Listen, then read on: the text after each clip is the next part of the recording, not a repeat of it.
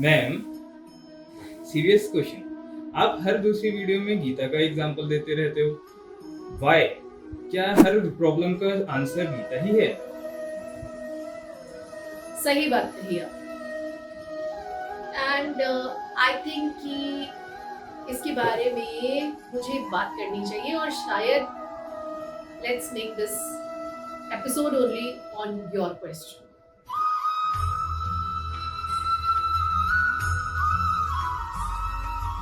I mean इतनी भी क्या स्पेशल है?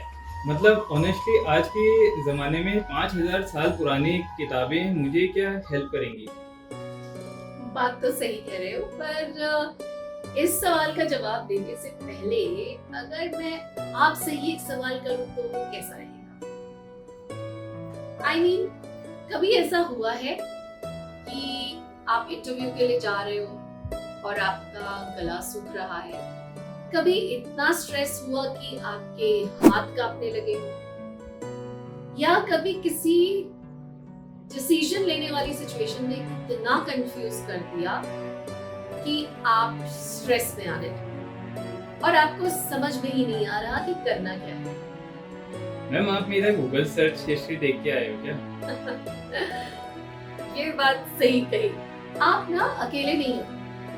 ये सारी चीजें बहुत समय पहले एक और इंसान के साथ हो रखी है। कौन के साथ? Arjun. If someone today said this, मेरे हाथ कांप रहे हैं, मेरा मुंह सूख रहा है, मैं खड़ा नहीं हो पा रहा हूँ, मेरे हाथों से मेरा गांडीव गिर रहा है. Today we probably call that an anxiety response. Now here's the surprising part. These aren't words from a psychology textbook, rather they are the words from the first chapter of Gita. अगर आज कोई व्यक्ति इन सारी problems के साथ किसी therapist के पास जाए तो थेरेपिस्ट क्या करेगा? उनकी बातों को सुनेगा। और श्री कृष्ण ने भी यही किया। He listened. तो क्या कृष्णा जी भी फर्स्ट थेरेपिस्ट थे? नहीं, और ये कंपैरिजन करना भी सही नहीं होगा। थेरेपिस्ट ट्रेन्ड प्रोफेशनल्स होते हैं। कृष्णा थेरेपिस्ट नहीं थे, पर वो एक एक्स्ट्रा ऑर्डिनरी गाइड थे। और जो कॉन्वर्सेशन हुई ना, उसमें ह्यूमन साइकोलॉजी की बहुत बड़ी गहराई समझ में आती है, यानी एक अंडरस्टैंडिंग नजर आती है। I feel we've misunderstood Gita as a religious book. किसी ने इसको फिलॉसफी बना दिया, किसी ने इसको माइथोलॉजी बना दिया। But I think before all of that, it's one of the greatest conversations about the human mind. Therapy और गीता सेम चीज है क्या? आई मीन, अगर गीता इतनी यूजफुल होती तो लोग आज भी डिप्रेस क्यों हैं? आप कह रहे हो कि गीता मेंटल हेल्थ की किताब है? नहीं, मैं ऐसा बिल्कुल नहीं कह रही, और मुझे ना फ्रैंकली ये क्लेम करना भी सही नहीं लगता। मेंटल हेल्थ एक बहुत ही सीरियस सब्जेक्ट है। साइकियाट्रिस्ट की अपनी एक जगह है, लेकिन अगर कोई किताब हजारों साल पहले fear, guilt, anxiety, restless mind, इन सब की बातें कर रही थी और इस तरह के कॉन्वर्सेशंस हो रहे थे, तो वो पढ़ने वाली तो जरूर है। I am not saying the Gita is a book of therapy or that it can replace therapy.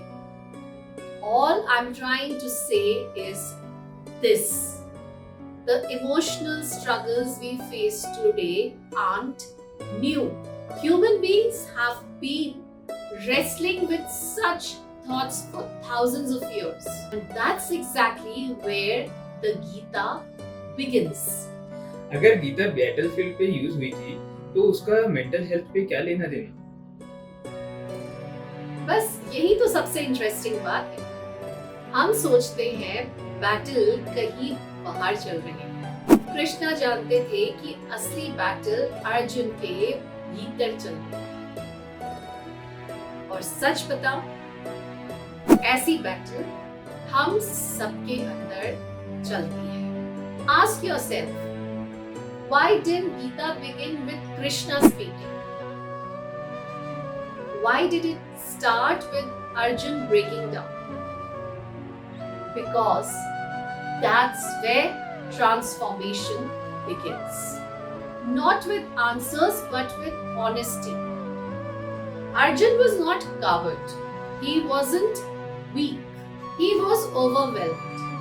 He looked at people he loved standing on the opposite side. His values collided. Duty collided with emotions. Logic lost to feelings. Sounds familiar? How many of us today aren't fighting wars but are fighting decisions? Career, marriage, health, relationship, parents, identity. Different battlefield, same human mind. Okay, but why did you keep quoting the Gita? Because every time someone says, I can't control my thoughts, I don't know what to do, I'm feeling very anxious, or I'm not at all motivated, I remember someone asked exactly the same questions thousands of years ago. Seriously? Even overthinking? Especially overthinking. I recently came across this chart. Have a look.